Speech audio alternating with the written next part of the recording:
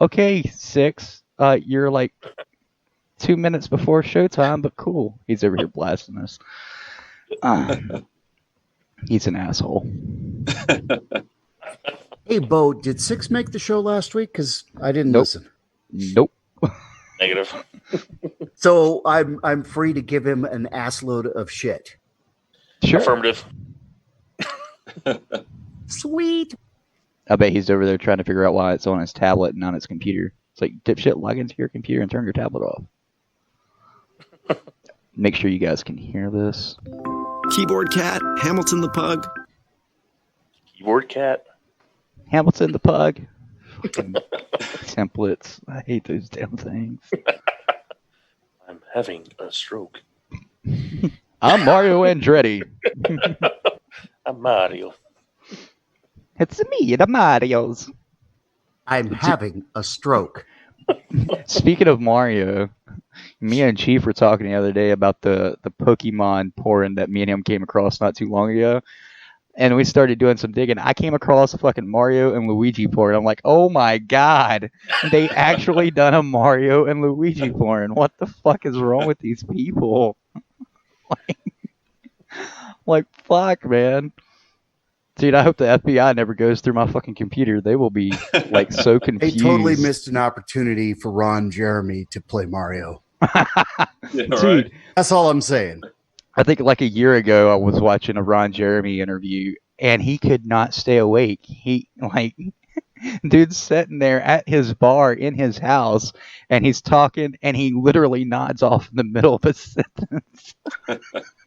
And the interviewer's like, hey, Ron, so about that question, Ron's like, yeah, just give me a minute, man. Like, I need a minute, all right? Just, and he goes back to sleep. I'm like, how the fuck did you do an interview with this guy?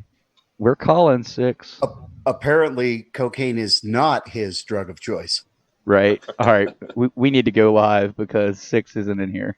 Please remember, the views and opinions expressed by this show or any other show on DV Radio and its guests are strictly those of said individuals and do not reflect those of the DV Radio staff nor the staff of Dysfunctional Veterans.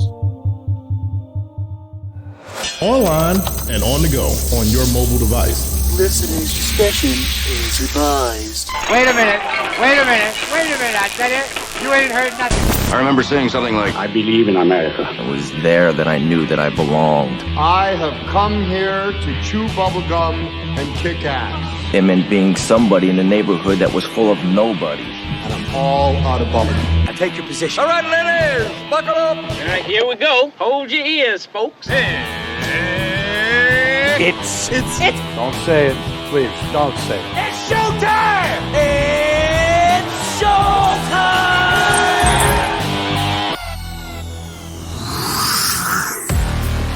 I might have just prolapsed my rectum. This shit is ridiculous! So you bitch when it's too big and you bitch when it's too little. I want a Frosty. Can I have a Frosty too? Damn crayons stuck in my teeth. How many dicks per serving? All right, somebody needs to shut their vibrator off. These are going to get soggy fast. It's gonna broke my ass when I go to buy a new one, I can tell you that. I want my participation trophy. Triggered. All right, that's all I got. I shot my load. Now there's a middle image you'll never get rid of. Well, shit happens.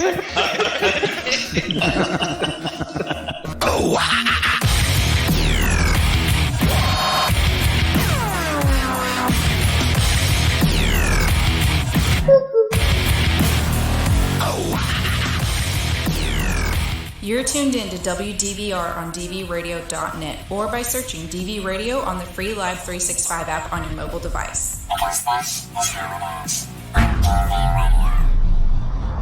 That is how it is right here on Barracks Talk on WDVR, dvradio.net. Guess what? I'm Boner Wood. I'm not changed in my short lifespan here on Earth, but DV6 is supposed to be here.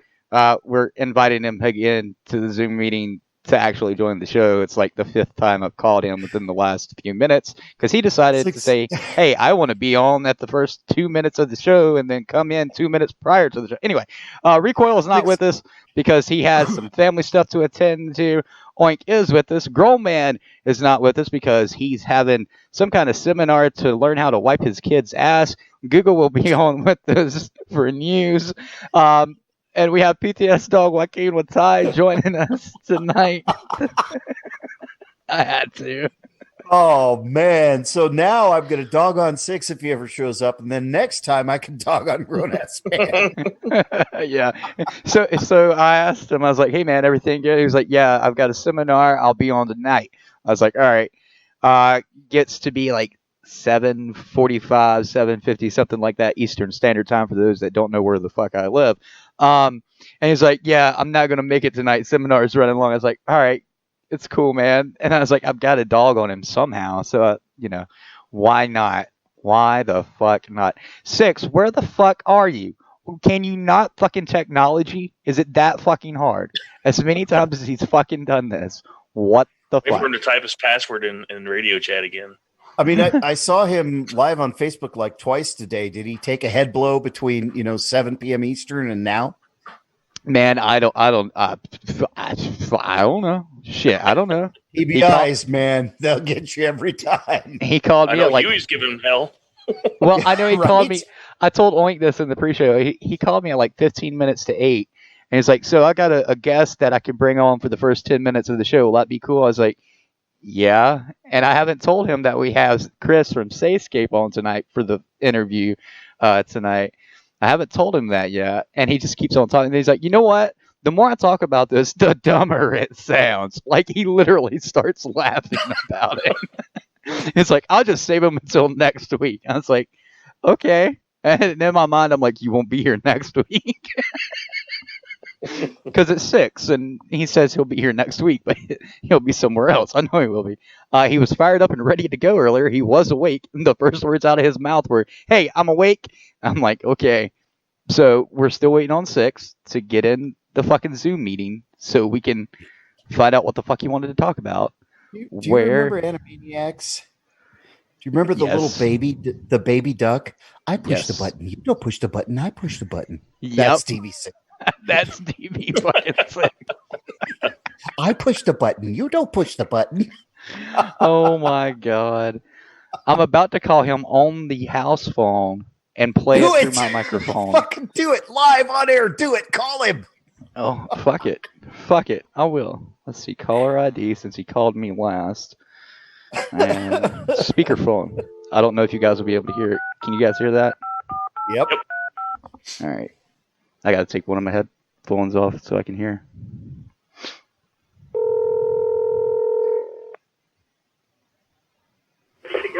Hello? Hey, man, we're live on air. I got you on speakerphone. Yeah, I got you on speakerphone and everything. We can't get you on here. I've invited you like 6 times now. I don't know why it's not. I've got Zoom open and I've got it on my tablet too, and usually the tablet always rings. I don't know what. Well, turn your tablet off and see if it just comes through one. No, I had to turn it on because it's not working on the computer. It's sitting here open on the computer. Okay. I'm going to join it. What's the meeting?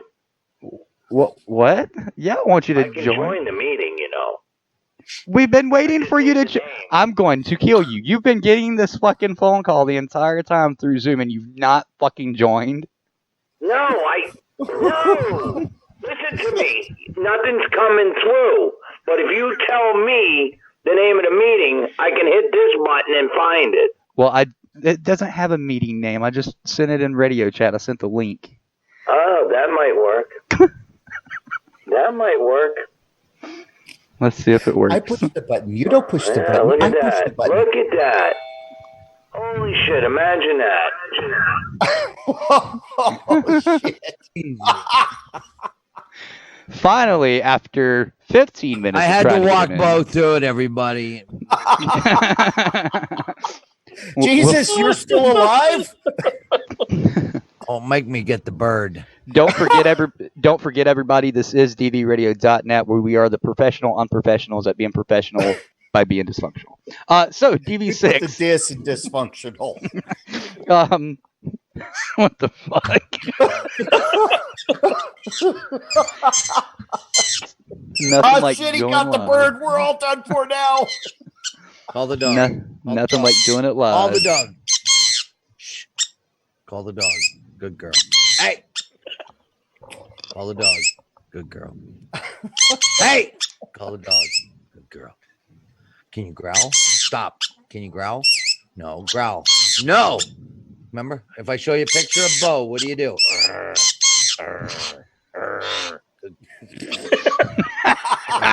There it is. So, DV6, what all's happening at the farm this week, or since the last time you were on, which has been a couple of weeks? I mean, God, how long has it been since I've been on? It's been a couple of weeks. We thought you were dead. It's no joke. Starting at 5 a.m. and going till as long as I can. There's no farm manager anymore, so I got that job now. So, and we've had things are going good. Stop. Go to bed. Go to bed. Oh, not in my ear. Come here. Come here, you little shit. Hurry up before I tell you. And she stop. You want this big green thing up here? It's just a lot of work. That's all. We had college kids here, Christmas. It was an awesome Christmas. Thank you to all the support. Really? Now I'm going to eat.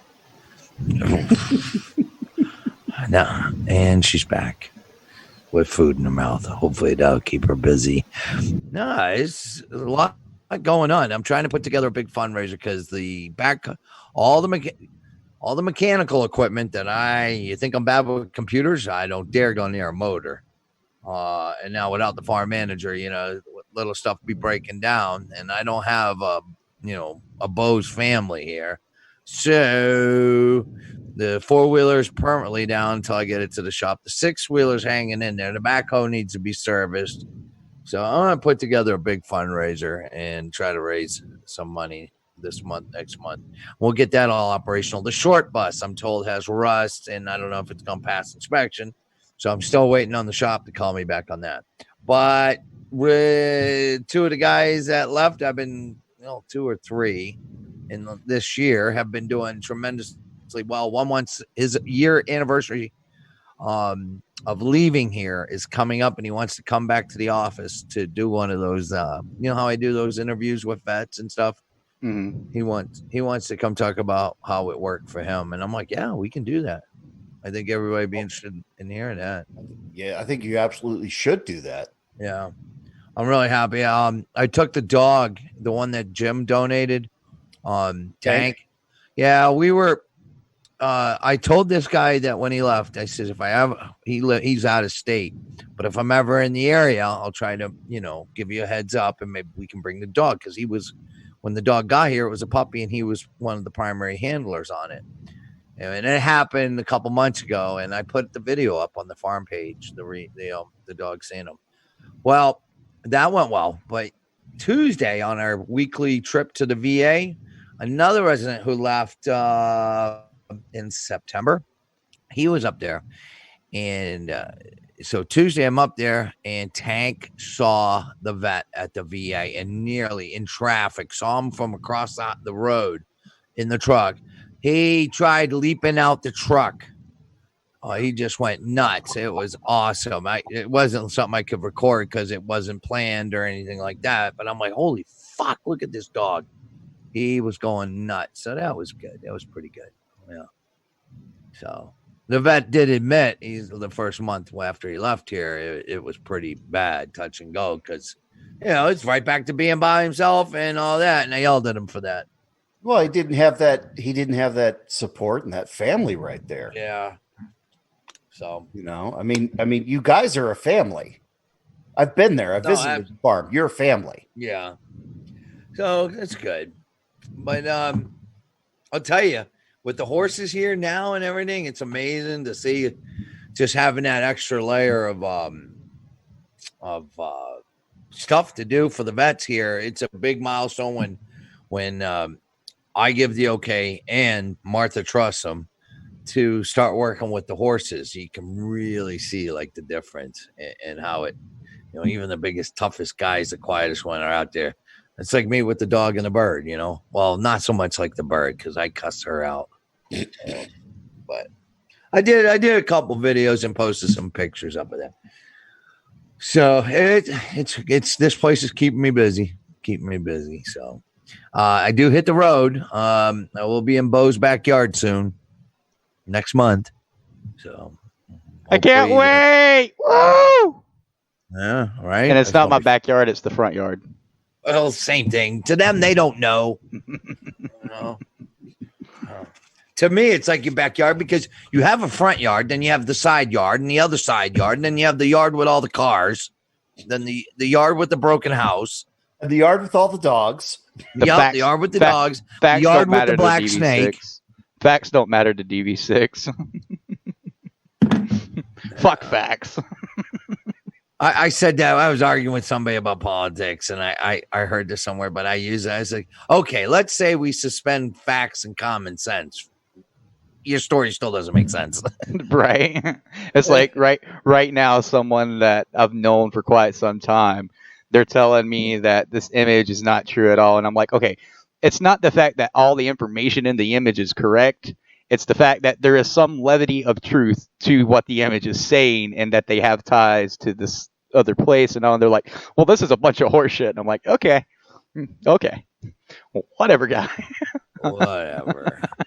Hey, though, like, I doubt any of them are listening, but I do know that those college kids from Rutgers University that did the alternative breaks program through Rutgers University, this particular group, there's different groups they can choose, but basically when they get their winter break, it's vacation time from college. Most of them go home or Fort Lauderdale, blah, blah, blah. Well, these young people join this program called Alternative Breaks, and there's different things you can do. And our program gets listed as one of the things, and about 10 to 15 students applied to come here. And then as a group, they prepare before they get here. They learn as much as they can about the vets and the program. And then they come for a week and they help out on the farm. Well, this particular group made a big impact. I mean, hell, I told Martha, I was like, when they were leaving on Saturday, I was like, oh my God, Martha. I said, what's wrong with me? I was like, what? I said, it's like my kids are leaving. And she's like, well, that's because you're getting older and that's what old people do to get real sentimental. I'm like, fuck you, Martha. What the fuck? He said that to me. That's great. That's fucking great. Like the veteran grandpappy. Yeah. But they made cards for everybody. Even the new guy that showed up the day before that night. That next day they presented, they're giving all of us cards, handmade cards. And they gave this guy, and it was titled How to Survive at DV Farm for the new guy. That's what they titled the card. And they were like, call DV6, sir. Oh, like, wow. Well, those kids had your number dialed. Oh, yeah. That was like, I got to get a copy of that card. But and to the other stuff, like they really love the food I was cooking, and they said, and the cookies are like crack. Something about the bird. Yeah. Well, I mean, when you're an addict of crack, you got to find another crack. So yeah, right. Yeah. Well, they were good. I'm really proud. I'm not proud. The parents in the school, or the parents, should be really proud of those kids. All of them respectful. Knowledgeable, and most of them all immigrants, either first generation immigrants here or immigrated here. They were first born or they immigrated from their other country to here. Places like Egypt, Turkey, Sri Lanka, Pakistan. What's the other one? Italy was one. Yeah. Well, Google was trying to tell us that they weren't like all first generation or something Americans, like born and bred. Right. No, they were the majority, almost all of them. Like it was about half and half. One guy was Chinese. I thought he was white. He had a real English name, and after he left, people were telling me, he's Chinese. I'm like, get the fuck out of here. His last name's Lee. I'm like, I should have caught that one. Because I kept going, and you're the only white guy. And then when they were leaving that day, they were coming up and going, just by the way, he's Chinese. Why didn't he tell me? Because he thought it was funny. You thought he was white. That is fucking hilarious. You should have just played it off. But they had a good time. My vets opened up to them because I warned them. I said, the vets here. It's like, if it was me in the program, I'd be like, oh, God, I got to spend time with kids. I'm here. I don't want to deal with anybody. And pretty much everybody opened up to him. The young vet had them every day at lunch. They're like, they're not back out here. Where the hell they at? And I call on the radio, and it'd be like, they're over at the vet house. After they eat lunch here in my house, the office, they go over to the vet house, and he had them all playing cards. They were playing cards against humanity. My guys, especially a couple of them, I had to give them the come to Jesus speech going, let me tell you something, especially you. Keep it in your pants. I find out any of these kids end up pregnant when they get back to their school, I'm going to fucking kill you. Oh, man. But he did good. He did good. It was after they left, his phone started blowing up. So I'll give him that. He waited. Man, gotta admit, get a girl pregnant back in Jersey. Gotta admit, Six Oink and myself and JJ are really fucking overprotective sometimes. Right. I told them they're ambassadors. It's like, this is the second time we've had, and this is only the second time. We've only been around a couple of years, and to have them here twice, and this was the best group. The next group that comes through, I want to have the tent here, so they don't have to stay. I felt bad. They were staying in a school. And I found out after they'd been here 4 nights that they were sleeping. They had no mats, no cots or nothing. They were just sleeping on a tile floor. Oh, yeah. It was pretty. And I'm like, and they were coming because I started looking at them and I'm going to tell them, Huey, about the third day, they were looking rough. I go, you guys up all night? No, we tried sleeping. I only slept a couple hours. And that's when I found out. I'm like, wow, man, you should have told me. I would have went $10, get you a pussy pad. What's a pussy pad? Oh, never mind. I'll tell you. Well, I know one thing's for sure. They'll never make it if they go into basic training. No, they would. I think they would. No, they weren't. No, they would. I pulled it out of them. Oh, yeah, they would. They would definitely make it from what you and I talked about. Well, we had the one girl. She's going to be getting her commission soon. I was getting ready to say, she's looking at OCS, right? No, she'll go right in after college with a commission. Yeah. Oh, but yeah, no, she doesn't have to go to OCS. She'll go right into whatever the field is to start her training as a second lieutenant. Should already have all the. But I didn't know. I somehow got my wires crossed, and on their last day, I made sure I had enough time, and I went over to where they were all having the cake and the Chinese food over at the vet house. Shut up, Yoey! Come here. Get in my shirt. Come on. Come here. If you're just now tuning in, this is Barracks Talk Live here on WDVRDVRadio.net. Don't let the yelling man at the screaming bird fool you. I got her. All right. So anyhow, I pulled the wannabe lieutenant over, and I had Martha there because she's a female, and I gave her the straight up talk. I said, everybody's been telling you that, listen, blah, blah, blah. I said, this is not what this conversation is going to be about. I said, 1, you're a female. 2, you're not bad looking, and all this. And, you need to be better than the guys. You need to make sure your shit don't stink. You need, all that. And then I was like, and then I said, no, you're going in the Army. She says, no, I'm going in the Air Force.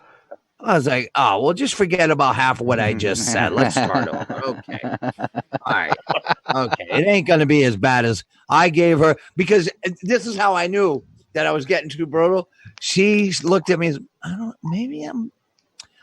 after talking to you, I'm not so sure I should be going in, right? I'm like, whoa, wait a second here. I'm not trying to talk you out of it. She's like, well, that's pretty bad. I'm like, well, the Army. And she's like, oh, I'm going in there.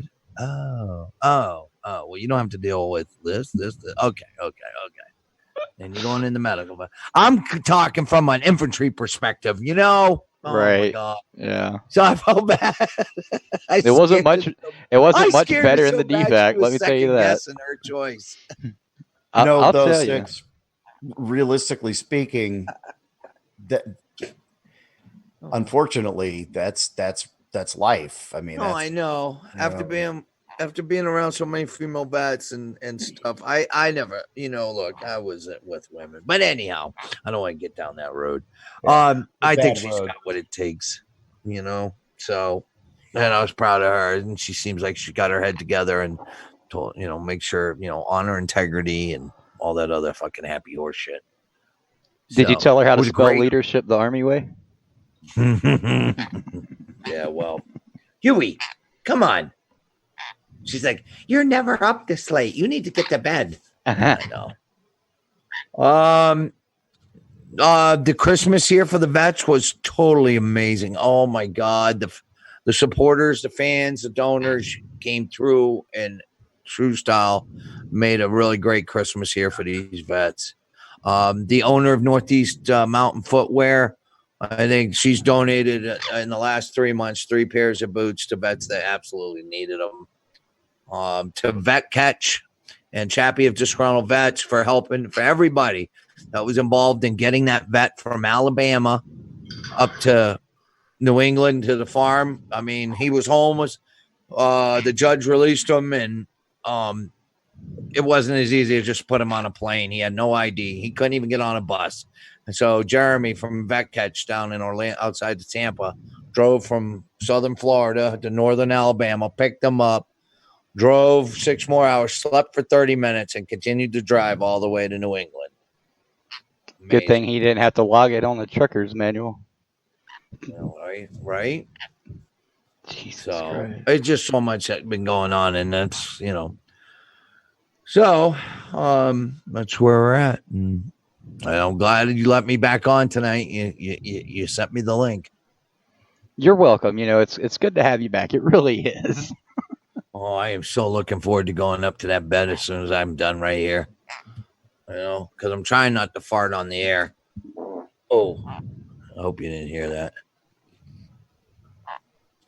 All right. Well, so that's, man, that's all there is for now. I'll probably forget. You guys already hung up on me, didn't you? No, we're here. We're listening. Oh, you're an asshole. No, we were listening to you.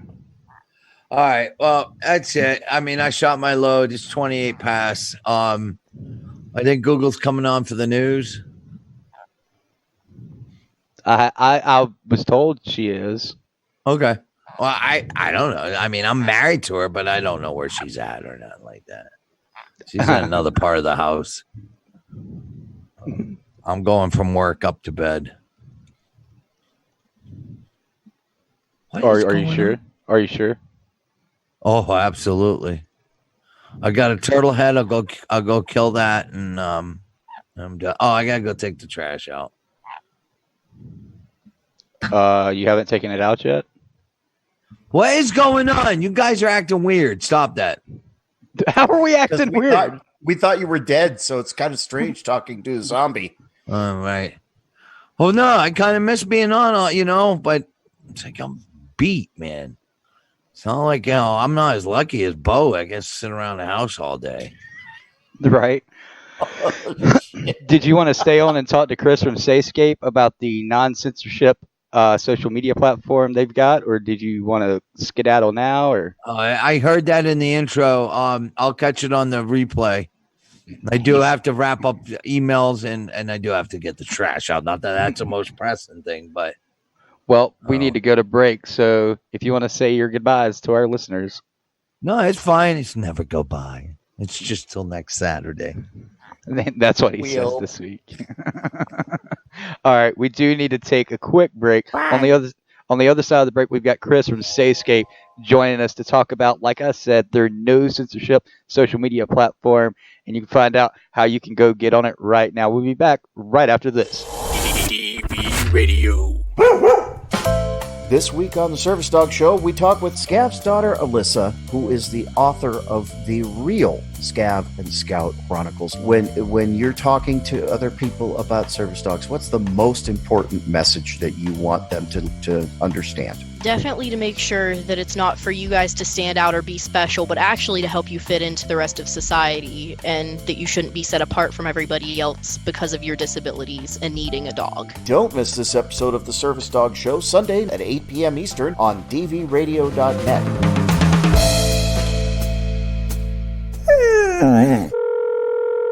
What's DV Radio? DV Radio is for you, the veteran, active duty service member, caregiver, and civilian supporter of the military. DVRadio.net is the online veteran network made for and by veterans. From original shows to syndication, you can find it here on DVRadio.net. In an effort to continue our mission and make better quality shows for each and every one of you, visit our Patreon at patreon.com/DV Radio. Whether you can only pledge $1 per month or that entire $1 million inheritance your uncle left you, there's a tier with rewards waiting for you. So why not keep DV Radio running and get rewarded at the same time? Head to patreon.com/DV Radio now. That's patreon.com/DV Radio.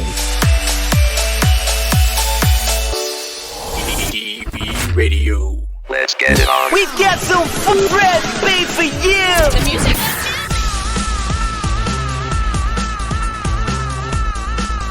Let's go. You're listening to WDVR on DVRadio.net. By veterans, for veterans. Simply made for you. And it is simply made for you here on WDVR-DVRadio.net. This is Barracks Talk Live, where you're listening to us on podcast, on Stitcher, iTunes, Podbean, and a shit ton of other places. And I'm working on getting this on Spotify, so stop fucking asking me. It takes longer than you fucking guys think and realize. But anyway, we do have Chris from SayScape on tonight. SayScape is basically a non-censorship social media platform, and there's a lot of misconceptions about it right now. If you haven't checked it out, you can check it out on your iOS and Android devices, and you can look at their website right now, SayScape.com, for more information. Chris, you there, brother? I am. Thank you. Thank you for joining us tonight. Really quick, before we go into SayScape and what that is, can you tell everybody who you are and a little bit about your military background, if you don't mind, really quick? Yeah, no problem. I appreciate it. I actually feel like I should have a bird with me to yell at, but unfortunately I don't. I've been in the Air Force for about 21 years now, between active duty and Air National Guard. I was active Air National Guard for a while as well. I worked on the flight line with, doing avionics on F-15s for about 11 of those years. And then we went through a BRAC, and our unit got switched over to an Intel unit. So I now work with the drones, doing IT work in that field.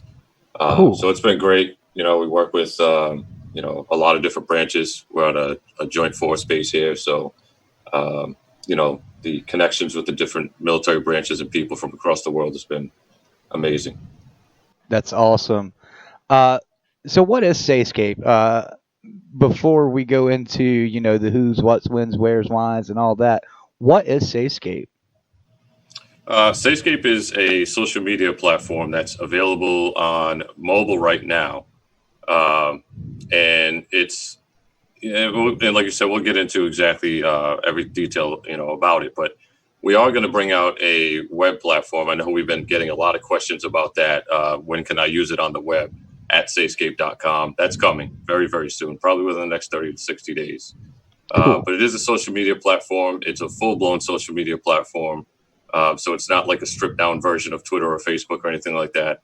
And it is coded, original code from us. It's not some bought code like there's tons of platforms out there right now. Just go take a look at alternatives. There's hundreds and hundreds of them. A lot of them are actually purchased code, and they just rebrand it. So just be mindful of that. Right. What made you want to do this? You say it's non-censorship, and how much censorship, if any, comes with SayScape? Because I know that's probably on people's minds, because you go to a social media platform that says no censorship, and there's usually some censorship. Yep. Yeah, and that's a great question, and that's one we get a lot. And it is tricky to answer, right? Because, there are things that are against the law. we all have free speech. It's in the Constitution. We uphold that, and we tend to do that. That's our mission, and we're going to do that unwavering. But you have to keep in mind that not all speech is legal. You can't threaten anybody. You can't tell somebody, you're going to physically harm them. You can't talk about legal content. There's no selling drugs or anything like that on our platform. So if it's against the law, you can pretty much bet that it's not going to be allowed. And if it's not against the law, listen, everybody can, has the right to be an asshole, and I may not condone it. And, there's certain things that if you say to somebody in person, you're probably going to get a punch in the face and you probably deserve it. But you have the right to say it. And we're not going to stop you from doing that. As much as we may not like what you say, it's not up to us what we like and what we don't like. And it is tricky because people do say, well, what about this situation? What about that situation? Everything has to be taken as an individual situation as it comes. There's no crystal ball. There's no being able to tell you exactly how we would handle every situation. But you just have to have trust in us and trust in our staff and our platform. And I know that's not easy to do, especially if you spent, any kind of time on Twitter or Facebook. Right. Trust in social media is not an easy thing to come by. But we hope in time that, people will learn us and they'll learn about our platform and they will have that trust in our judgment. So basically, for lack of a better, not really term, but I lost all training of thought because I'm reading like 5 things right now. But you're basically like our chat room on DV Radio. Nothing illegal, no blatant racism, which I don't care what anybody says, we all tell race jokes. I don't care who you are and what walk of life you come from, we all tell a racist joke from time to time. Like no insight in self-harm or violence or anything like that. I'm going to assume, even though we know what that means. Yeah, and that pretty much covers it, right? And then, another thing that we get a lot, and it is a tricky situation, and luckily we haven't had to deal with it yet, is when people talk about, well, what if it's not necessarily illegal, but then it becomes something where people are inciting, you know, like when you talk about racism, right? You say, okay, well, being an anti-Semite or being a racist isn't illegal, but when it starts to cross the line is when somebody creates a page dedicated to, say, the eradication of a certain race or religion or whatever, then it becomes where it crosses that line. When now you're trying to, incite that by, creating a group and creating and using our platform to push an agenda that is not legal. Right, exactly. I mean, here on the show, we try to have fun and we are not racist by any means whatsoever. But then you have those times where myself and Marquis or myself and Grolman or myself and JJ, we'll throw some racist punches at one another, but it's all in good fun. And there is a huge difference, which people don't see that sometimes, which is sad. They don't know how to laugh. But I get what you're saying. There's no set template for any situation when it comes to quote unquote censorship. It's just you're basically policing when a situation gets out of hand, is what you're saying. Exactly. Yes. Right. I know I've shared you guys a few times on Twitter as well as Facebook, and I've had a few people say that you need to vet people for a veteran social media platform. Funny thing is, this isn't just for veterans, is it, Chris? It is not. And I want to give a little bit more clarity on that too, right? For anybody that might be listening now or listening in the future. It is a little bit of a tricky thing to understand, especially if you haven't joined the platform, which I highly suggest everybody listening goes and at least signs up, joins, checks it out, and then check back with us because we are constantly developing. This platform only went live 8 months ago.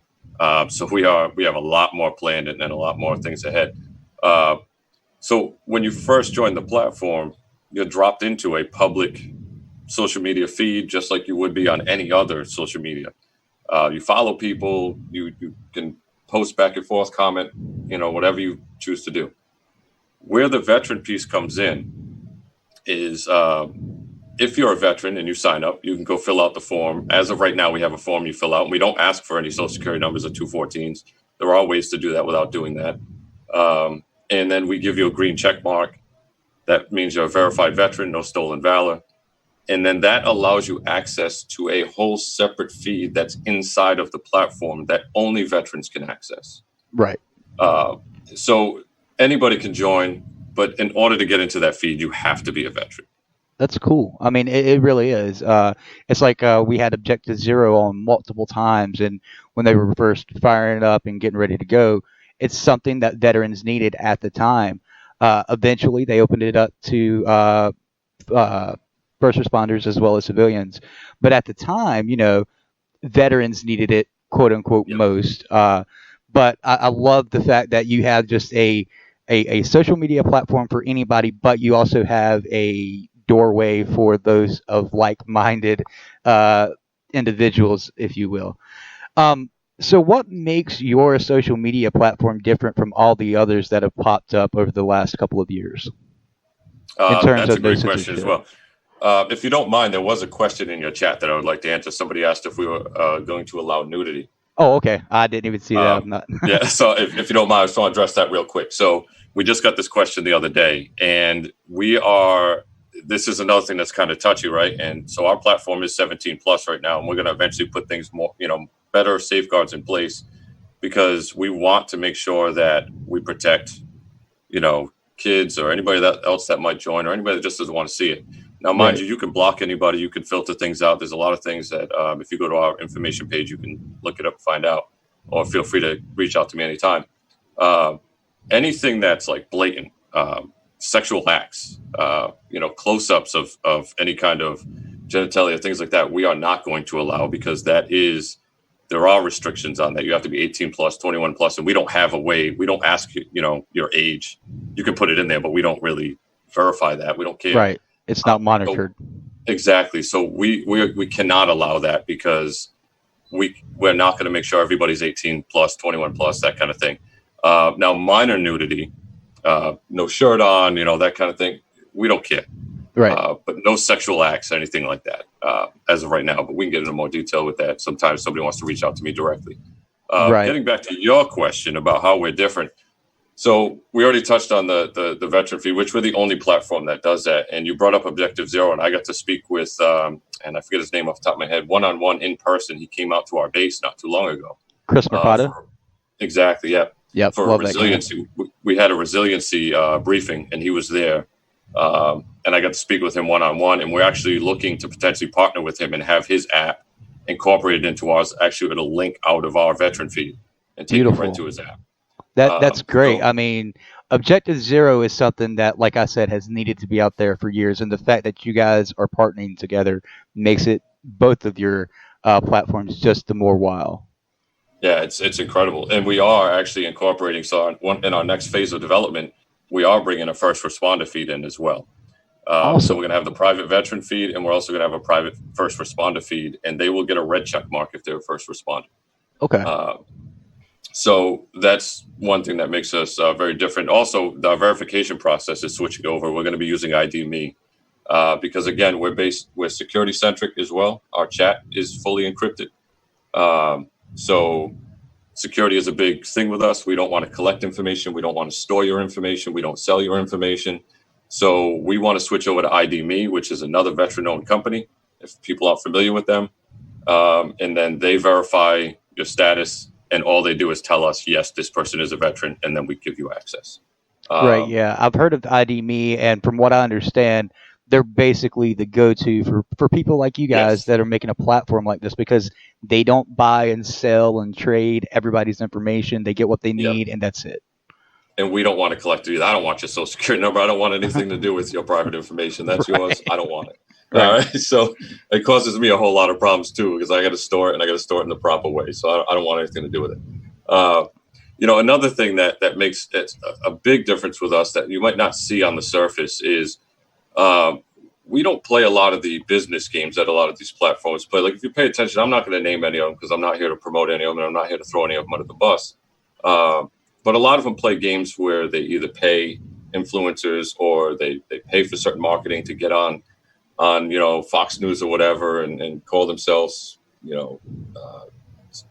conservative Twitter, or they're edgy and they reach out to a certain crowd to gain users. We don't do that. We want to build the best platform we can. We want to tell everybody what we stand for. We want to be transparent, and we want you to check it out. And if you like it, you stay. We're not going to play those games. Granted, we are going to advertise because we're our business and we have to get our name out there or else you don't know about us. But we're not going to play behind-the-scene games. We had one platform a few months ago, ironically enough, calls themselves free speech, censorship-free, threatened to sue us because I put out a tweet basically showing where they called themselves censorship-free, but if you looked at their terms of service, they had a list of things that you couldn't say that were regular things that people would just talk about. Wow. So I put out a tweet about it saying, hey, what's the deal with this? And they threatened to sue us if I didn't delete my tweet from a free speech platform.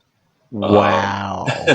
So naturally I left it up and nothing ever came of it. And this same platform, believe it or not, is being incubated in Silicon Valley. But most people don't know this stuff. So it's in your best interest to do your research if you're going to be jumping around to different platforms. There is a herd mentality with social media. So what happens is people just see this person or that person going to a platform or advertising it, and the group just follows. Yeah.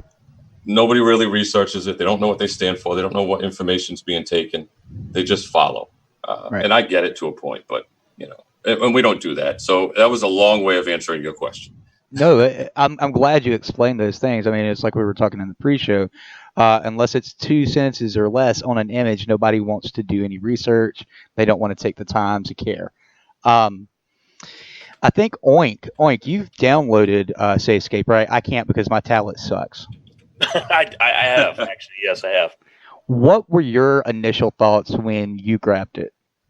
Well, I did like the lack of ads. How would I say that? Because other platforms, it doesn't matter where you go, you're going to see just a shit ton of ads. It's like every fourth post is an ad for somebody and something, and I didn't see any of that. It's people that you followed or people that followed you. That's what you're seeing. You're not seeing a bunch of crap that doesn't pertain to you, and for all intents purposes, your phone's listening in because I swear to God, there's times we talk about some off the wall shit at work. And all of a sudden, now we're seeing ads for it, on our feeds. It's like, what the hell? Well, it's funny you say that. I had my apps update earlier, and one of my apps wanted access to my microphone. And it's an app that shouldn't need access to my microphone. And you go and read in these terms and conditions. And in the terms and conditions, if you read deep enough, I've read deep enough, I've got enough time. It actually says the reason they use your listening device is to cater to advertising. So if you think they're not fucking listening, to some extent they are. I know it sounds like fucking tinfoil hats and conspiracy theories up in here, but it's true. They really do. Not too long ago, one of our guys that I work closely with the websites, we were talking about Roku, and this lady had gotten a smart TV Roku not too long ago, and she was having a heart attack. Someone that was monitoring her Roku TV typed in on there, do you need emergency help? Do you need 911? How? Like, really? Come on, man. But Oink brought up a good point there, Chris.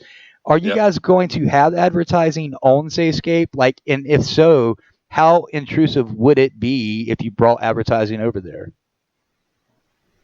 Yes, so I will let you know we will have advertising, but it will not be that extent. So what he's talking about is true. They are listening. We don't have access to your microphone. The only thing we ask access to when you join the veteran feed, it will ask you for access to your phone to dial. And the reason being is when you go into the veteran feed, the crisis line is at the top and it's frozen there. It doesn't, as you scroll through your feed, that crisis line is there. Right. What happens is if you tap that phone number, it will automatically dial the crisis line. Okay. So the reason why it asks for access to your phone is for that reason, but only if you go into the veteran feed. We don't ask for access to your phone book, into your messages, or anything like that. The ads that may show up eventually, because we do have bills to pay, we have to pay for the app and pay for the storage and hosting and all that, will be mostly driven from people that decide to pay for it. Like we have a lot of companies that are either veteran-owned companies or companies that do a lot of stuff for veterans that asked us, hey, if are you going to give us an opportunity to be able to pay for advertising to advertise to these vets? We're a veteran business. We have one veteran brewery on there right now. She's been with us since early alpha. She opened up a brewery and she said, hey, I'd love to advertise at some point. So we might do some of that kind of thing, but we will not do the advertising where it's listening and catering ads specifically to you. If you see an ad, everybody else is seeing the same ad. Right. No data is going to be collected. We're not going to collect any kind of data to target advertising or anything like that. So if anything, it's going to be like a regional based, where if somebody's in a certain region, like there's no point in a small local business advertising in California when they're based out of Massachusetts.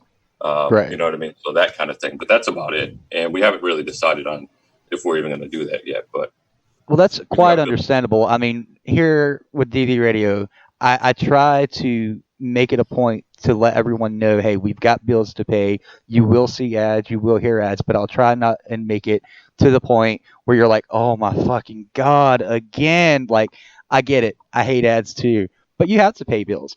Speaking of paying bills, how have you guys funded up until this point, and how will you guys fund up until the day you guys take sponsorships or people paying for advertising spots? So right now, in the beginning, we are about 75% self-funded out of our own bank accounts. The rest of it had come from donations from some generous people in the beginning. At this point, we just hit our minimum goal for a investment campaign. If you go to, it's still open till May 9th. If you go to wefunder.com/Colossal Inc., which, by the way, is our parent company. So SayScape is the software. Colossal Incorporated is our actual company. You can invest $100 or more, and it is an actual financial stake in the company. So we did raise so far $20,400 in investments. That's going to be used to take us to the next stage of app development and also the web development. It's going to pay for the initial fees for ID.me. We're going to bring in live streaming. A bunch of other stuff. So where we're going to go from there, because obviously we have to take whatever investments we have and start driving revenue, because the investments aren't forever. Right. One of our ideas also is we want to bring fun back to social media. We lost that, right? So social media used to be fun. Twitter isn't fun. No. Facebook isn't fun. So we're going to bring back some of the old things. Like, I mean, I'm sure some of you guys remember MySpace, right? Yeah, unfortunately. Yeah, right.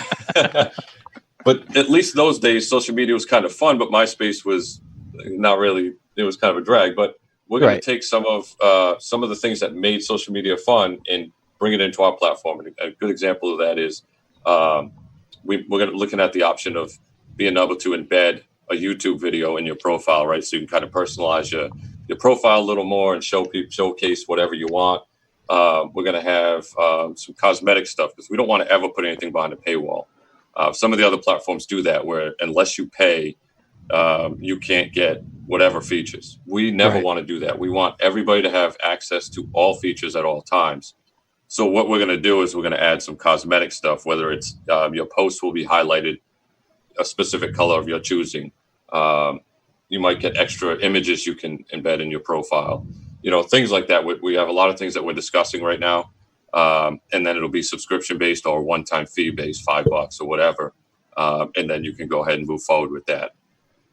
But at all times, whether you're paying or not, there's no feature that you'll have that you won't have that everybody else will have. We never want to do that. Right. And I understand some of these places that sell those, what do they call them? Stickers or something like that, and emojis. I get it. Yep. You want to make money. It's like video games now. Hey, let's go pay for cosmetics. Let's pay $50 for the latest fucking skin for my character. Yeah, I get it. Yeah. You got to make money somehow. Microtransactions. That's the word I'm looking for. Yep. But a lot of it is really uncalled for. Like you said, paywalls. I hate going to a newspaper site, trying to read an article, and the first thing that pops up is pay $1 to read this news article, or pay $5 for no, guy, it's news. It should be free. Now, if you don't mind, how do you guys do your employers? I know they've got to do this for something. I mean, if you don't want to talk about it, I understand. Nope. But I get the fact that you guys need help. You obviously are putting blood, sweat, and tears into this because you guys have been doing this for a minute, and you've got where you are very quickly. How are you guys reimbursing your employees as far as what they're doing right now? Very easy question to answer. We're not. We are the employees. So we are. We work full time as well, right? So we were all more than happy when we first got this going because we knew it was needed. And we're not a nonprofit. We are a for-profit business, but we also understand that you got to bite the bullet when you're first getting going. If you want to be successful and you really want to do something good, sometimes you just have to accept that it's going to hurt for a little while. Yep. And so we don't pay ourselves. We do have some, outside contracts that we have to pay as far as like some for visuals because, we're not graphic designers. We don't really have anybody that's good at graphic design on our team. Mm-hmm. So we do have to pay, whether it's a 1099 or if it's a one-time, hey, can you do this graphic for me? Can you do this for me? And we pay them one time. But we don't have any full-time employees outside of the 4 founders. We don't even have any part-time employees. We are looking eventually to take on at least some interns and then potentially some part-time employees. And we're going to mainly target veterans. We want to try to hire veterans first and see what we can do there. So as of right now, that's where we stand. Nobody's on a payroll or a salary or anything. And I just want everybody to know, Chris didn't know I was going to ask him that question. I read their website extensively not too long ago, and everything I see about them, it's all. You can tell these guys aren't paid. Hell, they're like us. We don't get paid for radio. Shit, I do all this work. I don't get paid a dime. Uncle Fester in chat is asking how you will verify volunteer first responders. So ID Me verifies first responders, veterans, health professionals, teachers, students. They do a whole list of things. I'm not sure how that works with volunteer. If we need to reach out to someone, because we don't want anybody to be left out. So if there's a way that we can connect with each other, whether it's through a Skype meeting, private chat, whatever we need to do to get you verified, we're going to do that. But we are very careful with, because we have had people offer us some private information, wanting to send us 214s and stuff. We won't take it. And we're also very careful about making sure that we actually do verify the person because we advertise, and there's going to be potentially some that slip through the cracks, but we advertise that we have no stolen valor on the military side, and the first responder is going to be the same way. We want to make sure that we do our due diligence and we verify people properly. So we'll see how that goes. Once we get ID Me in place, maybe you can be the first one to try it out on the volunteer side. If it doesn't work, then we'll have to figure that out. Learn. We're always rolling. I'm so happy you brought that up. People do slip through the cracks. I don't know if anybody follows us on Twitter, but I retweeted not too long ago Code of Vets. They're a nonprofit. They help vets around the country. Let me tell you, Gretchen works her fucking ass off and helps vets and their families. But they had one slip through the cracks, and it was a stolen valor. But you don't let that stop you. And I love the fact that she's told everybody, look, it happened to us. Shit happens, Oink, do you want to ask any questions to Chris? No, so far what I've seen, like I said, I've only had it for maybe about a week. I'm not going to lie. But what I've seen, I do like I said, I'm not seeing these annoying pop-ups and all the other crazy shit that drives me away from, checking the other apps, if you want to so call them. And like I said, it is to where I've seen a lot of veteran-friendly folks on there, so far I'm pretty happy with it. I'm not going to lie. Really quick, Chris, I know people have problems with no censorship platforms. They say that's where all your troubles start. This is where this happens. And I know you guys have had that happen to you where people have asked you that question. Can you explain why that's not the case? Well, for one, it's like I was talking about earlier. It's the way we market, right? So we're not, and I'm sure you'll guess what other platform I might be talking about here, but again, I'm not going to name any names. And that's their thing. If they want to do that, they market towards a certain demographic, more edgy. We're the Wild West of the internet kind of thing.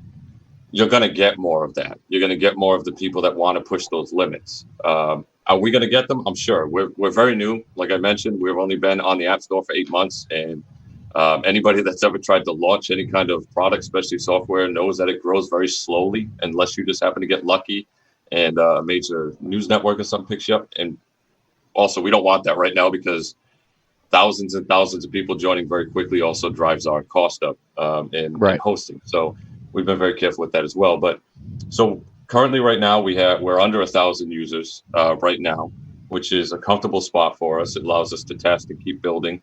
But it is a lot to do with the way we market. We got a lot of military veterans on there. We got a lot of people that support the military. We got a lot of people that just want to speak their mind, that aren't looking to speak their mind in necessarily a negative content. They just want to speak about politics. We actually have a lot of video game streamers on there, believe it or not, which is great because when people think about censorship, and I apologize for any time I'm talking, you want to cut me off, just cut me off because I can go on.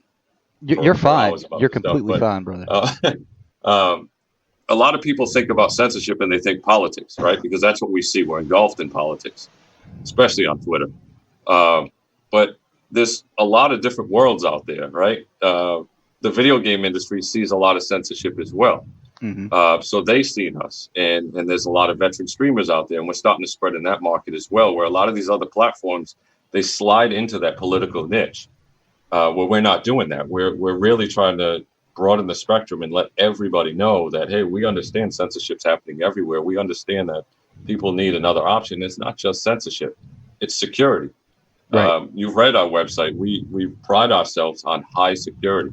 My background is in security. One of my other founders, his background is in security.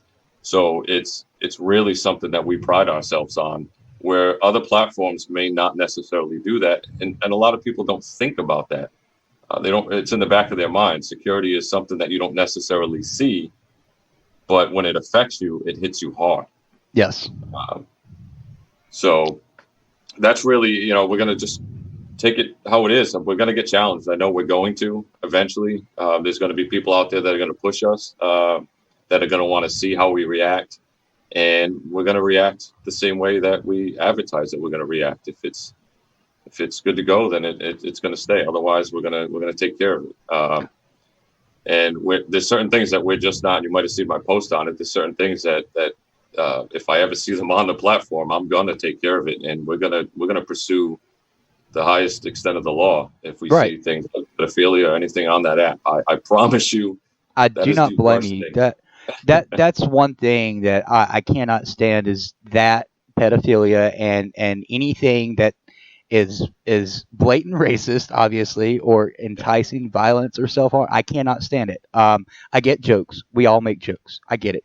But there is a fine line, and you can usually tell that fine line between a joke and actually, quote unquote, committing a crime. Yeah, I'm right there with you on that 100%. JJ, you there? You're muted if you're there.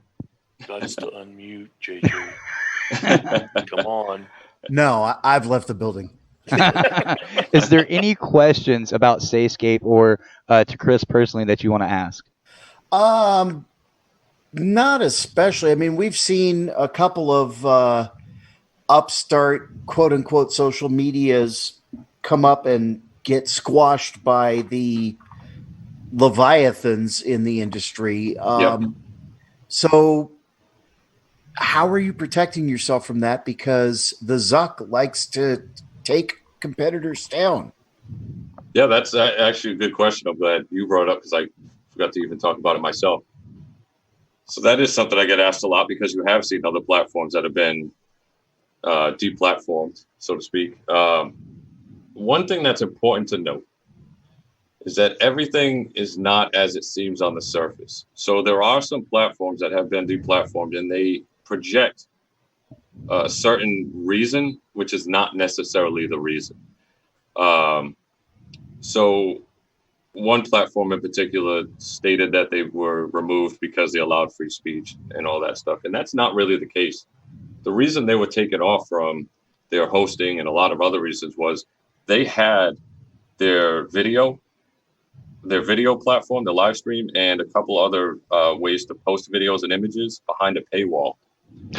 And what people were doing is they were posting porn and other questionable, potentially underage content on that stuff. So what happens is now it becomes paid content that's potentially illegal. And that's really what drove a lot of the deplatforming with this one platform in particular, but that's not the way that it was projected to the public. Well, I'm glad you brought up these things that you have about the paywalls and the quote unquote explicit imagery and videos and text and stuff.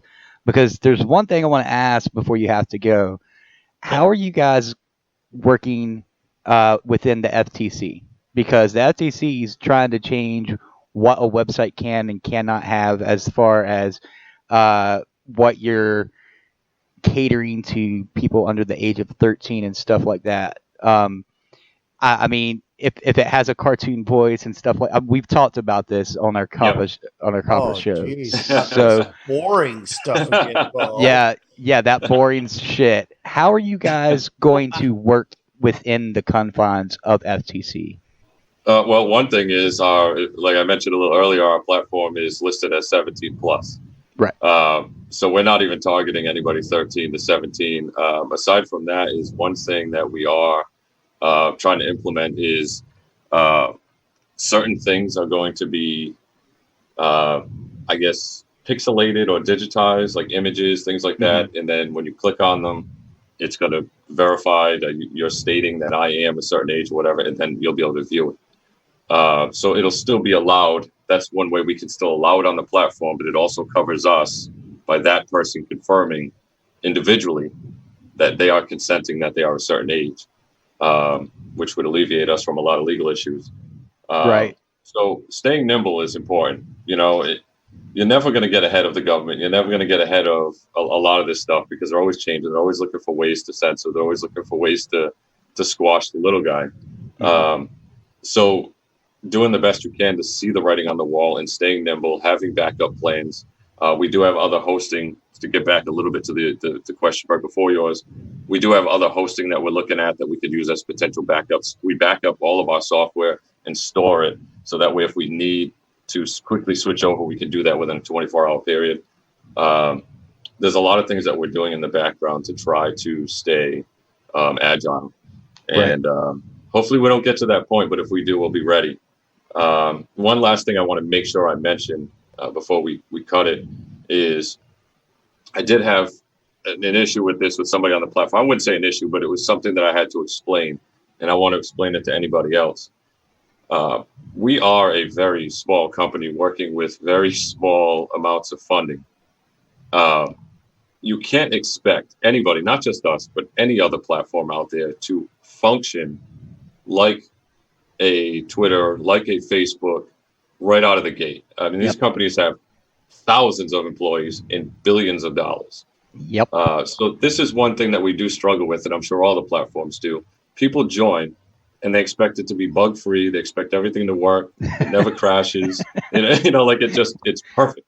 Welcome to my world. You're not going to get that. It's impossible. We're dealing with software that was built from the ground up, literally a blank page, and we started typing code. We're about a year into this. So yes, it's going to get better. Yes, we are working on things as quickly as we can. But if you join SayScape and expect it to be a perfect functioning platform, I got news for you. That's not what you're going to get. It does work very well. I'm very proud of what we have, but it will crash on you periodically. You will find bugs and things happen. All we ask is that you report it to us so we can do the best we can to fix it. It's just like video games, man. Cyberpunk 2077 is supposed to be coming out in April. CD Projekt Red pushed it to September. Everybody lost their mind, and I'm like, look, these guys made the Witcher series, and they were fucking flawless aside from technical difficulties with inside the game. I said, if I have to wait until 2025 to play Cyberpunk 2077, but it's almost damn near fucking flawless, I don't give a fuck. I'm tired of people rushing out stuff just to make a buck. I really am. And I'm glad that you guys are taking your time. You're all volunteers. I love the fact that you want to do this for a good reason, obviously. We want to help you, love to work with you in any way, shape, or form that we can. Just, Absolutely. We take freedom of speech very fucking closely here. I don't know if you noticed that. Maybe a little bit. For those that might want to help you guys, whether it's funding or helping you on the back end or anything like that, where can they find out more information about that? So you can reach us in multiple places. One, the preferred method is join SayScape. Join SayScape. You can find us at SayScape. You can find me at Chris. You can find the rest of our founders there as well. If you go to SayScape.com, we have you can reach out to us there. There's a chat function on there. You can email me personally. I am Chris at colossalinc.us. You can email, all the other emails are actually on our website. You can find me on Twitter, unfortunately. I'm hoping someday I can cut myself off of there. But you can find us on Facebook as well. And feel free. I'm an open book. There's nothing that you're going to ask me that I'm not going to give you an answer to. We pride ourselves on transparency as well, which I know is very difficult to understand when you're talking about a social media platform as well. But we're really trying to change the narrative here. We want to make sure that we're transparent, our security's tight, and we give everybody what they need and they want. I want to say personally, thank you for being transparent, because we have had some guests on that are like, no, let's not talk about that. Let's talk about this instead. And I get it. There's some stuff you do want to keep behind closed doors because it's a business and you don't want to talk about everything. Yeah. But the fact that you told me in pre-show, pretty much everything's open, and you kept to that. And dude, I applaud you. Like, seriously, and thank you for making this platform. It is available on iOS and Android right now, correct? Yes, right now. And like I said, the website should be coming. I'll give more info on that, but it's probably 30 to 60 days out. The website platform will be available via desktop. And then we have a lot of other things in the works. This isn't the end for Colossal. We got a lot of things coming. So keep an eye out. I love it. I haven't been able to look at it yet because, like I told you in DMs on Twitter, my tablet hates 99% of the apps. As soon as I can, I'm going to get on there. Definitely myself as well for DV Radio. I can't wait to see it on desktop as well. JJ Oink, do you guys have any last thoughts for Chris? No, like I said, so far what I've seen, I like it. It's definitely different, from the normal stuff that you're seeing out there, which is, again, not bad. It's definitely good in that regards too. So just keep doing what you're doing. I mean, if some of these, instant gratification, I won't call them millennials because those are actually getting older now. But those the new generation of where everything's instant and they expect it right away. Well, you're obviously going to have those guys that come in and try to degrade and tell you guys what to do and how you're doing it wrong and whatnot. But for what I've seen, for what I'm hearing so far, I think you're doing it the right way, taking it slow and being upfront. Hey, this is a new platform. It's only, like you said, 8 months or so old. So expect the bugs and report them and they'll get through it. So keep doing what you're doing, guys. Yeah, appreciate it. Thank you, JJ. Well, the only thing I have is I hope that this is successful. It'll be a great way to reach out to fellow veterans, the people who I need to reach out to in a forum where how much money we spend doesn't dictate how many people we reach. Yep, exactly. And that's one of the big driving forces behind SayScape is we really, and that drives me one more point. I do want to make one more point. I know trying to get moving on with the rest of your show, but you're fine. If you look at our investment page, it actually talks a lot about veteran suicide and how we're trying to prevent that. And I talk to Gretchen a lot. Me and her talk on the phone quite often, actually, from Coda Vets. One of the biggest driving forces behind making this app and specifically the veteran feed is because now I'm not going to lie to anybody. I'm not a combat vet, right? And we already talked about this on Air Force. You guys were talking about the Air Force a little while ago. Not to say that nobody in the Air Force Hey. Not that nobody in the Air Force sees combat, but nothing wrong with the Air Force. But sit back down in your chair, Oink. but we know the majority of Air Force doesn't necessarily see firsthand combat. There are definitely some jobs that do. I see it from a distance through drone cameras.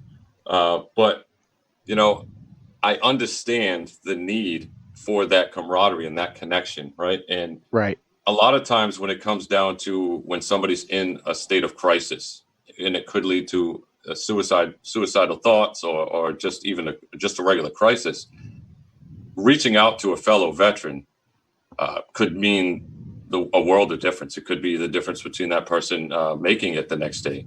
Yep. So we really wanted to create a space that was, and I don't want to, a lot of people said, well, what do we need a safe space for? It's not a safe space. It's, I guess you could call it that, but it's really just a space for like-minded people that experience the same types of things. We have the same camaraderie. We've taken the same oath that can help each other.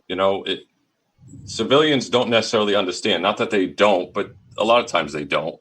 Right. And then you get people that want to just chime in and they don't really understand. And then you got the people that just don't feel comfortable speaking about this stuff in a full public platform. They want to just speak in front of other veterans. And even if our platform saves one life, and I know that sounds cliche, it was worth it. And I feel strongly that it's going to do much more than that as we grow. Well, definitely. I cannot wait to see where you guys go. I really can't. And the fact that you guys are partnering with Oz, I love it. The fact that we were a part of Oz history and we've got you guys on here. And like I said, I really want to work with you guys as much as possible. I love the fact that we help each other in the veteran community, and most tout that and then do something different.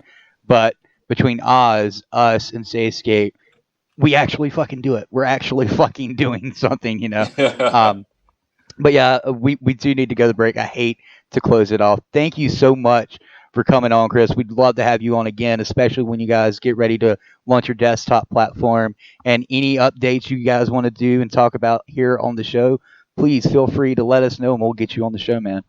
Absolutely. More than happy to do it anytime. And again, I really appreciate you inviting me. Thank you. Everybody, that was Chris from SayScape. Get that on your iOS and Android device today. It's SayScape, one word, SayScape. Check them out on their social media and follow them as much as possible. We do need to go to break and pay a few bills, but on the other side of the break, we have junk that's in the news. And I guess Oink and myself are going to go back and forth this week as well. You are listening to Barracks Talk here on WDVR, DVRadio.net.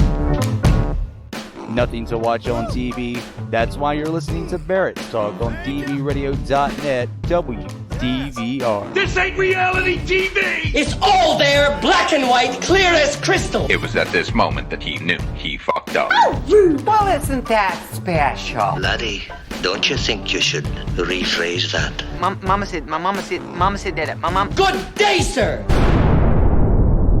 Now class is dismissed, gentlemen. Shooters Express is Charlotte's #1 destination for all personal defense, sport, instruction, and recreational shooting supplies. They offer concealed carry classes for only $29.95. That's only $29.95 for concealed carry classes. And if you're military or law enforcement, you'll receive great deals and be eligible for even more at Shooters Express. So head over to Shooters Express in Belmont, North Carolina, or visit shootersexpress.com for more information and monthly deals. That's Shooters Express in Belmont, North Carolina. This is not a paid endorsement from Shooters Express and is provided solely by DV Radio free of charge.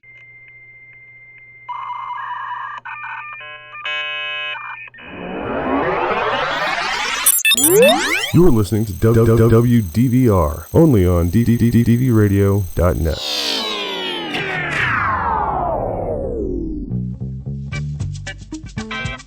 You big dummy!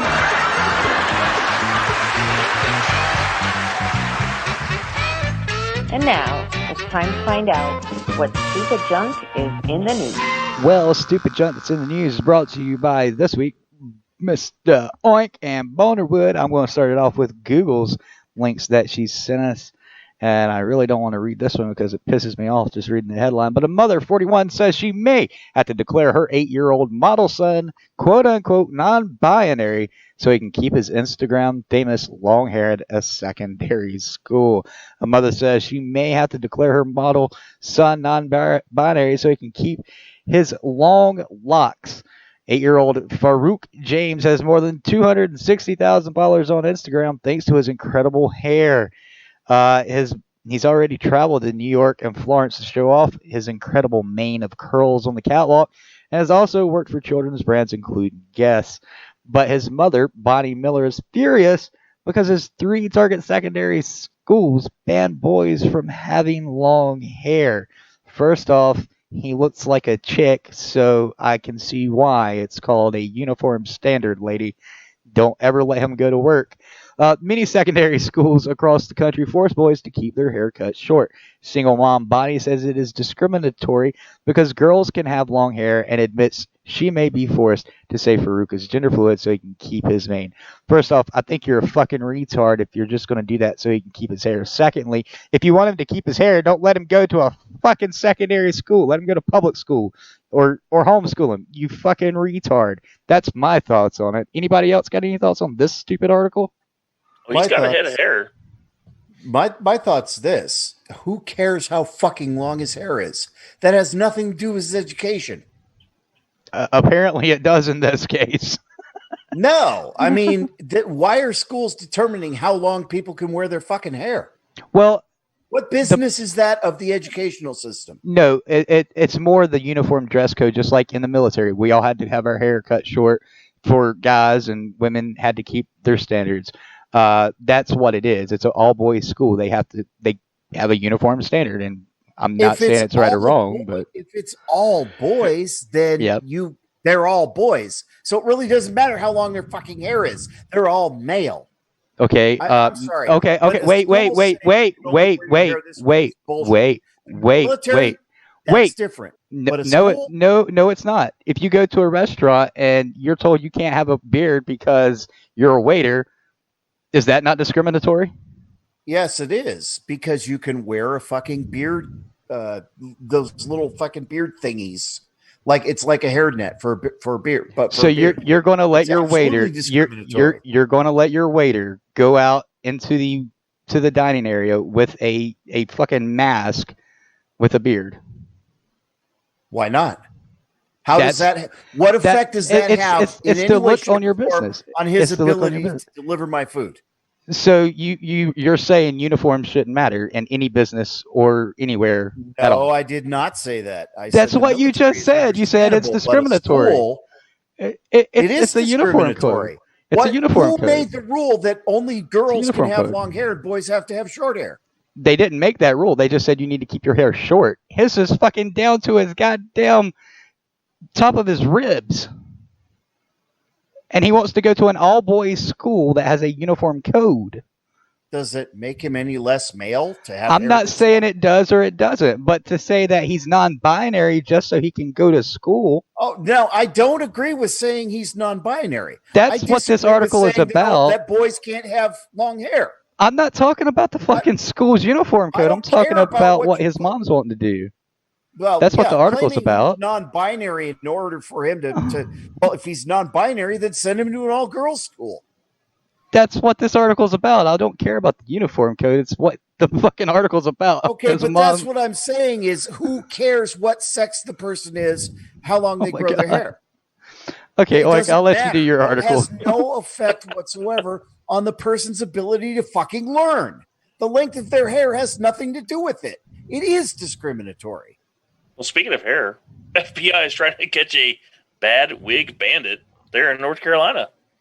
I don't know if you guys seen this in your neck of the woods, but the FBI is asking the public's help in catching a so-called bad wig bandit who's been robbing banks in North Carolina. The FBI has said in a statement on Thursday that the suspect wore a different wig during each heist in the Charlotte area. One wig was blonde, another was black, and the third was red. Yeah, that third one with the hood, yeah. Talk about a little Sasquatch. Dude, that shit is fucking hilarious. The FBI said that he robbed the BB&T there in Huntsville on December 13th, and then he robbed 2 banks on January 7th. This is the first was a New Horizon Bank in Belmont. The second was a Wells Fargo there in Gastonia. So yeah, be on the lookout for a wig bandit that looks like Sasquatch. It looks worse than a Sasquatch. I was going to say Tundra Wookiee, but I was like, we'll get on that tangent again. Right. This next story, it's not really stupid. It's just fucking hilarious. A 24-hour fitness building got closed. And that's not the funny part. A man who squeezed in an evening with workout found himself in a tight spot when the staff accidentally locked him in for the night. He's literally locked inside a 24-hour fitness. That's what happened. A 24-hour fitness building closed. Hill said that the staff at 24-hour fitness in Sandy, Utah, closed the doors and went home while I was swimming my laps in the pool, which seemed confusing based on the name alone. The man told ABC News Utah affiliate KTVX that he was nervous to unlock the doors himself for fear that it would set off alarms or being implicated for a crime. I called dispatch and the guys paused for like 10 seconds and says, "You're where?" And I said, "I'm in 24-hour fitness and there's an alarm system here and I don't want to get busted for breaking and entering." You can watch the video. I'll send the link there in chat. But he got a few selfies. He basically went over the entire fucking gym offices and stuff like that. And he said he basically knows everything about it. But a 24-hour fitness locked the guy inside. So apparently it's not 24 hours. Yeah. Maybe we need a name change on that one. Read the fine print. And just when you thought Florida had its, moments of people, well, New York's new bail law springs bank robbery suspect who pulls off another heist. That's right. New York's new bail reform law is being blamed for release of an accused serial bank robber who may have struck another bank after he got out of jail. Gerard Woodbury, 42, was charged Wednesday with robbing 4 Manhattan banks since December 30th, according to reports. After being locked up, he was sprung the next day under the new law, which they did away with bail in cases involving so-called nonviolent crimes, according to the New York Post. So, let's just commit a crime of robbing banks and let the guy loose, Why not, right? I mean, hey, justice system works here in America, apparently. Of course. And then on Friday, just a day after being released, Woodbury made his way to Brooklyn, where he robbed another bank, his 5th in 2 weeks span, the paper reported, citing law enforcement sources. Post broke the story on the front page with the headline, "Laughing All the Way to the Bank." Well, at least he got the damn title right. Right. The paper reported that after Woodbury was released from jail on Thursday, sources quoted him saying, quote, "I can't believe they let me out. What were they thinking?" End quote. New York Police Department Commissioner Gerard Shea highlighted Woodbury's case to slam the new bail reform law. Well, that's probably good because, that doesn't make a hell of a lot of sense. I mean, if he's not robbing a bank with a knife or a gun, I mean, how's it nonviolent? And why would you give him money? I don't know. It's just me. I don't have all the details in this. I have a feeling that he'd done it just to see how many times he could do it without getting caught and put in jail. That's what it sounds like. Oh, no kidding. Police said in each of the 4 robberies, Woodbury wasn't in possession of a gun or another weapon. So, to go to New York, rob a bank, not go to jail. Not just 1, but 5, apparently. Yeah, he pulled a single Bonnie and Clyde without the massacring end result. Oh, gotta love New York. Right. Only in New York. Getting away from Google's links and moving over to Recoil. This one's a couple years old, but it's fucking hilarious. Police manhunt for fat naked man with small penis. Let me tell you, this is fucking hilarious. Detectives Detectives back in 2018 launched an investigation after a fat, naked man with a small penis performed a sex act in front of a student. Officers received a call from a distressed female who said a man with testicles that hang noticeably low had performed a sex act on himself in front of her on Sunday afternoon in York. North Yorkshire police say said they were attempting to locate the man, who was believed to be aged between 35 and 45 and described as being of fat build. The female described her attacker as of a very pale complexion, and the force say police patrols had been stepped up in Hull Road following the mid-afternoon incident. In a statement, officers said the incident occurred at 1:15 p.m. on Sunday, November 18th, as the 20-year-old woman was walking along on Windmill Lane onto the woodland cycle path in the direction of Hull Road. He then performed the sex act on himself. The man remained in the same location for around 5 minutes before making off. Now, my question with that last statement, did he actually make off or did he walk away? Because that can be taken a lot of different ways. I'll let you guys use your own imagination with that one. The woman quickly walked away and reported the incident to the police, and inquiries were ongoing to locate the man, including a trial of CCTV covering the area. Police patrols had been stepped up in the area to provide public reassurance while the investigation continued. The suspect was described as white with a very pale complexion, aged between 35 and 45 years, around 5 foot 10 inches tall, with a fat build. He had very little chest or pubic hair, no obvious tattoos or scars, and he was what was described as a small penis with testicles that hang noticeably low. Anyone with information that could assist the investigation was urged to call North Yorkshire Police and speak to the force control room. Oh, that description right there, when Recoil sent it to us, took the cake. Do your balls hang low? Can they wiggle to the fro? Can you tie them in a knot? Can you tie them in a bow? Very little chest or pubic hair, no obvious tattoos or scars, and a small penis with testicles that hang noticeably low. Well, it wasn't no Ron Jeremy, that's for sure. That identifies 90% of your European. No, I'm just kidding. Right? Just teasing. Come on, guys. Well, we couldn't get away with it. And of course, this was said from our lovely friend, Betsy Ross, who said, your Florida folk shaking her head. That's right.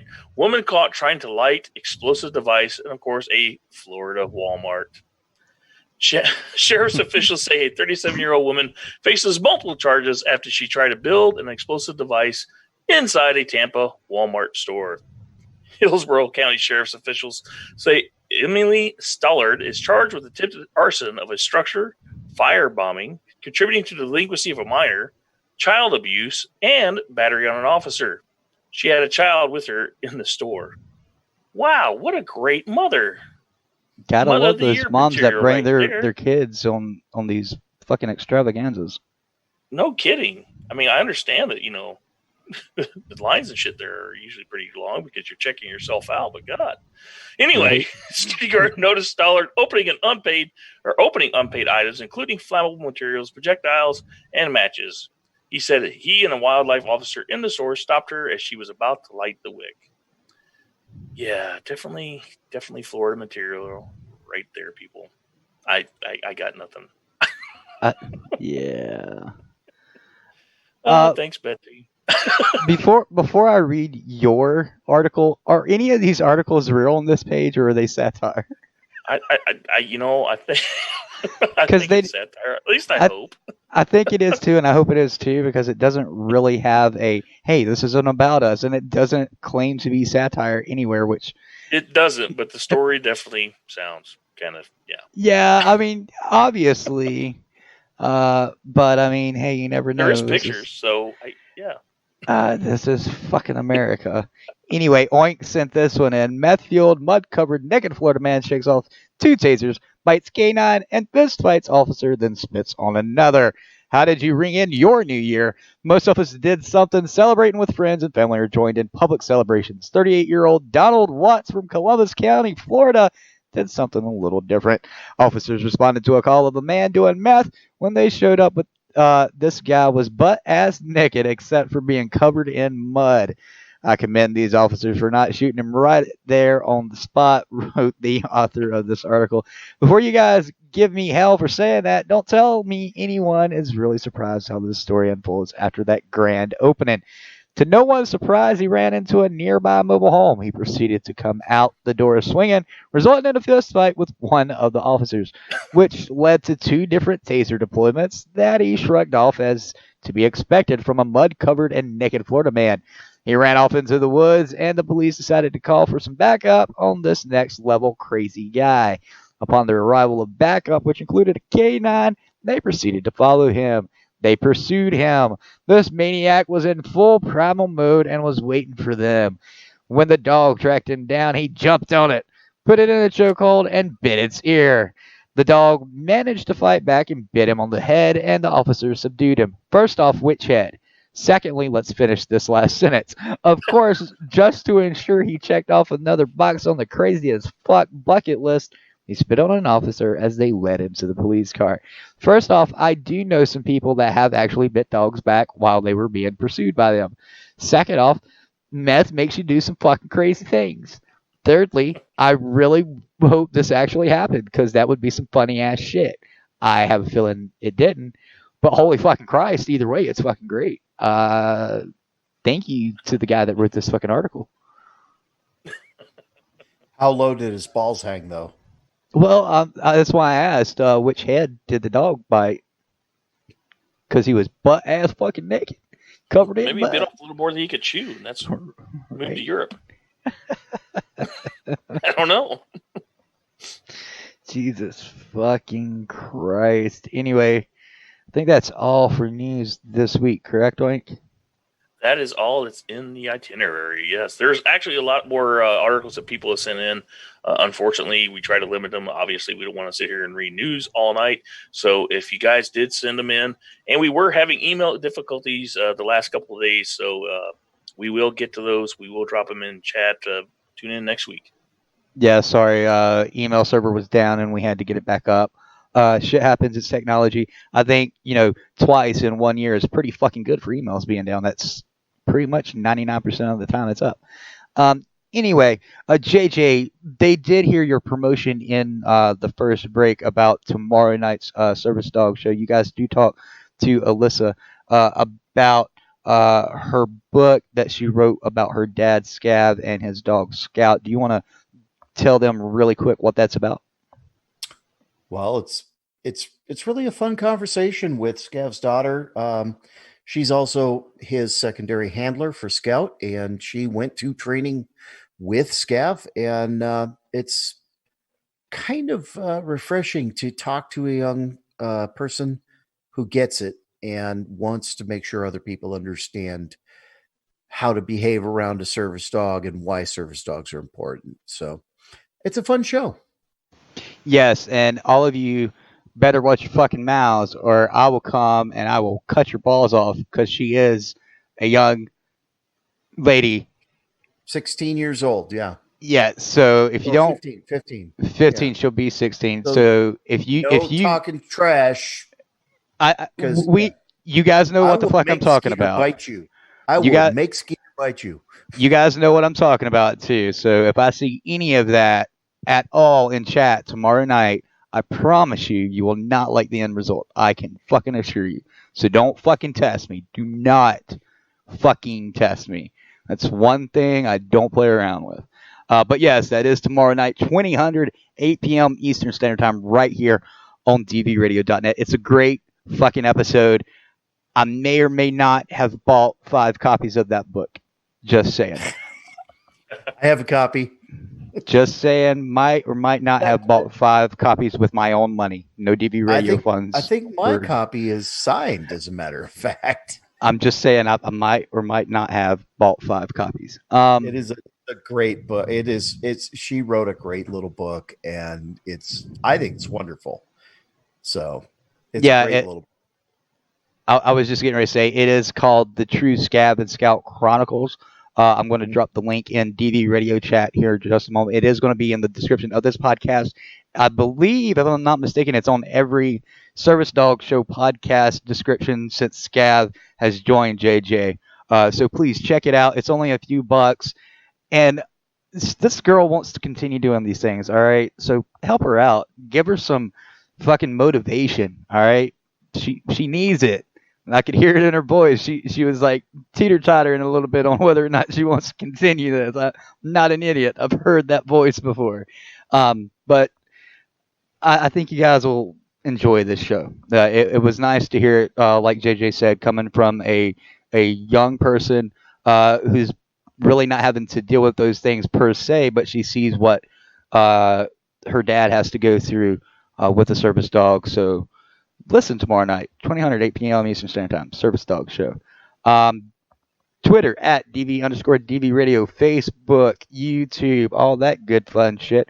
I did make a post about all the shit that we've got planned for this year so far. So yeah, that's fucking fun. God damn, Oink and I have been working our fucking asses off.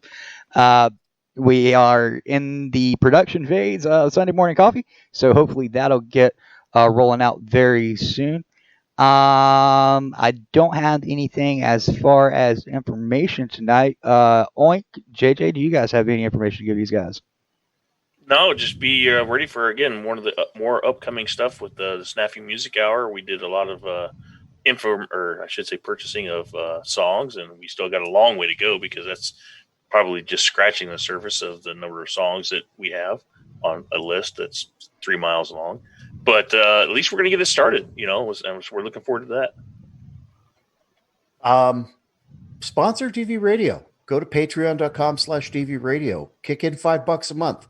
Help us out. We do all this free of charge to you, but it ain't free for us. So please reach out, spend a tiny bit of money, give up one of those Starbucks Unicorn Fairy Dick Juice lattes, and kick in $5 a month or so to DV Radio. I'm glad that JJ brought that up because Ubora Coffee is wanting you to restock your coffee supply with their limited time sale. Receive 30% off all Ubora Coffee brand bags until January 24th. Can't start your year better off than that. So grab a bag of Battlegrounds Coffee Blend. That's DV Radio's coffee blend. A portion of it comes right back here to DV Radio and helps us continue this expensive ass escapade that you guys get for fucking free. And you really don't know how much fucking money and time really goes into this shit, even though you say, oh, I understand, Bo. No, you don't. You fucking don't. A lot of fucking headaches this week with DV Radio, not gonna lie. And Battlegrounds Coffee is worth the money. Buy it. It's good shit. You're hearing that from JJ, and none of us get money from this. So I got to tell you guys, you guys may think that we touted up a big game and stuff like about Ubora and stuff like that, but we don't. They do not pay me in sponsorship at all whatsoever. Not one single dime. I do that because A, I fucking love those guys. B, their fucking coffee is fucking phenomenal. Yeah, it's expensive. Not gonna lie. Even Philip says it's fucking expensive, and he owns the fucking company. All right, you got the owner saying it's expensive, but at the same time, had you rather pay $30 for subpar shit that you're going to drink really quickly, or had you rather spend $60 on something that's fucking phenomenal, probably not going to kill you? And you want to take your time drinking with no aftertaste. No fucking bitter aftertaste. Let me tell you that right now. And the money going to the actual farmers versus, 3 different, middlemen, in between there. Yeah. And it yeah. definitely tastes better than Unicorn Fairy Dick Juice from Starbucks. Most definitely. Yeah, I hear a lot of people say, oh, $60. Oh my God, I'm sticking to blah, blah, blah, blah, blah. Go ahead, stick to it. You'll get tired of it eventually, and you'll be looking for a new coffee. You'll want something different, and I'm telling you right now, you go to Ubora. If you don't like Battlegrounds, that's great. Find a blend that you like. Somebody has a blend at Ubora they fucking love, and they buy it. I can't tell you how many. Single source. Or single source. They have single source coffees. Yes, I can't tell you how many of my friends went to Ubora after I told them about it, and they all switched. And these are people who fucking are fucking hardcore Folgers or Maxwell House or what the fuck ever, right? And they do not drink that shit anymore. They make it a point, Chemically induced, sit on the shelves for fucking nah, I'm good. right? And see that shit fucks with my stomach anyway because of the Crohn's and stuff like that. If you have any type of fucking health problems, I can guarantee you're not going to have any problems with this coffee. If you do, you can tell me and I'll give you that fucking money out of my own pocket. I will. I'm telling you right now. You got to verify it. You got to prove it to me that it came from the coffee. But me personally, I know that it won't fuck with your system because if it did, I wouldn't be able to drink it. And I wouldn't be fucking drinking it. So anyway, last thoughts, JJ. Take care of one another. Look out for one another. If you see a veteran who's struggling, reach out. Please do. Oink. No, I just think SayScape for coming on. I'm happy to hear that they're also partnering with their friends over there, Objective Zero. If you haven't checked out either of those apps yet, by all means, get on there. You may not need them, the Objective Zero app, but you may know somebody that does. And by all means, I've tested it. I've tested the theory. I've gone on there and chatted with somebody, and within a minute, I got a reply back. So it's worth it. So go over there and check them out. And like JJ said, keep looking out for one another. Yeah, and Fuckers. that's not an invitation for you guys to go say, hey, I want to see how quick the response is and fucking blow them up every few days. Don't do that. Don't fucking do that. We done that because we work with them and we want to help them, okay? If you actually need it, do it. Use it. But don't fucking play games, all right? That's not what the apps are for. Please don't do that, all right? I know some of you are sitting there, I'm going to go test it out and see how quick they respond. Don't fucking do that. No. That's not something to mess around with. Yeah, that was the first thing I told the individuals that, this is just a test. We did an interview with Objective Zero, and she had actually listened to the interview. So we got lucky there, and we knew what was going on, and everything was fine, and we communicated real quick. And I told her I had to let her go because I know she was, a volunteer first and foremost. So I wasn't going to tie up a line that was needed for other veterans. So please don't do that. I know some of you want to be dicks and funny ha, not funny queer, but that's not the place to do it. All right, we done that. Okay, we knew what we were doing. Chris and Betsy and all them at Objective Zero, they understand. Sometimes you got to do that, but you guys, you have no reason to do that. But seriously, check out Oz Objective Zero on your iOS and Android devices. Grab SayScape. Let everybody know how those apps are. SayScape is going to be on desktop very soon. I can't wait for that. Hopefully I have some type of fucking tablet or smartphone that fucking works. God damn it. Anyway, we have nothing else for you guys tonight. I am sorry. All those shows are scheduled to come out this year. We'll let you know as they come about. Questions, comments, concerns, oink, and info at dvradio.net. Be sure you tag us both in them if you're going to send them to us. Because one of us will get to it. Promise you that. It might take us a couple hours or days, but we'll get back to it. I don't have anything else, but thank you, Chris, for coming on from SayScape. Yeah, that's it. Recoil, Grown Man, and DV6, and Google, who could not be here. For PTSDog, Joaquin Watai, and Oink, I am Bonerwood. You just heard Barracks Talk right here on WDVR-DVRadio.net. Until next week, fuck sickles. Bye-bye. Hit us up on Facebook and Twitter.